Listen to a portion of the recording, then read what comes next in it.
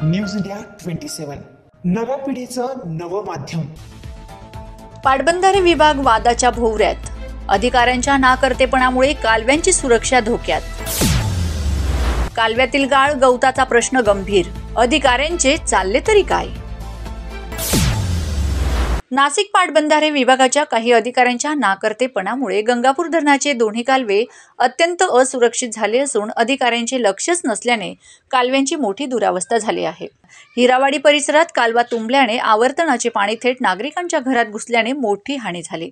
पाणी पुरवठ्याच्या बाबतीत अत्यंत महत्त्वाचे असलेल्या कालव्यांच्या देखभालीकडे अधिकाऱ्यांचे पूर्णतः दुर्लक्ष होत असल्याने कालव्यांची सुरक्षा धोक्यात आली आहे। गंगापूर धरणाचे डावा उजवा दोन्ही कालवे पाणी पुरवठ्यासाठी अत्यंत महत्त्वाचे असताना गेल्या काही वर्षांपासून दोन्ही कालव्यांकडे अधिकाऱ्यांचे अक्षरशः दुर्लक्ष झाले आहे।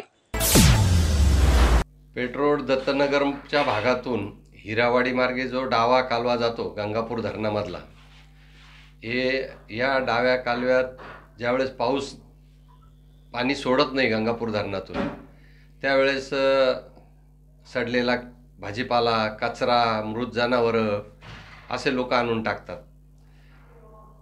आणि पाणी सोडल्यावर गंगापूर धरणातून डाव्या तट कालव्यात ज्यावेळेस पाणी सोडलं जातं त्यावेळेस ते पाणी तुंबतं आणि ते तुंबलेलं पाणी आताच यावर्षी जे पाणी सोडलं आता मागच्या महिन्यात, तर हिरावाडीच्या आजूबाजूला ते पाणी तुंबल्यामुळं ते घाण पाणी आजूबाजूच्या घरांमध्ये घुसलं आणि अक्षरशः तिथं रोगराई पसरली होती। कालव्यांची सुरक्षा सध्या गंभीर विषय बनला असून उजव्या कालव्याची तर अक्षरशः दैना झाली आहे।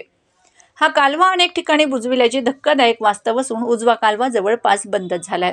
डाव्या कालव्याची परिस्थिती मात्र काहीशी वेगळी असून या कालव्याला अतिक्रमणांचा विळखा पडलाय।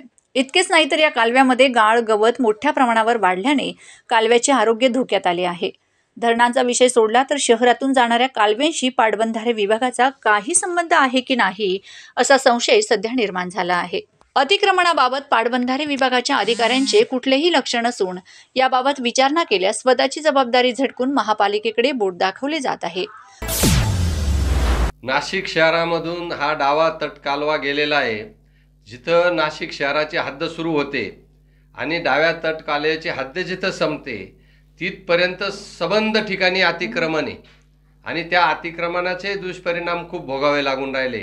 तर मला वाटतं पाटबंधारे विभाग आणि नाशिक महानगरपालिका त्याबाबत कारवाई का करत नाही?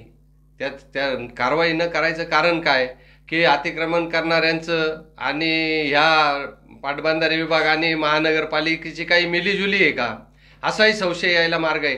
शासनाच्या जागांवर इतक्या मोठ्या प्रमाणात अतिक्रमण करून नाशिक शहराचं विद्रुपीकरण करायचं काम जरी राजरोज चाललंय तर याला कुठेतरी पायबंद घातला पाहिजे अशी मी मागणी केलेली आहे। प्रत्यक्ष जागेची मालकी पाटबंधारे विभागाची असल्याने त्यांना जबाबदारी झटकून चालणार नसल्याचे जाणकारांचे म्हणणे आहे।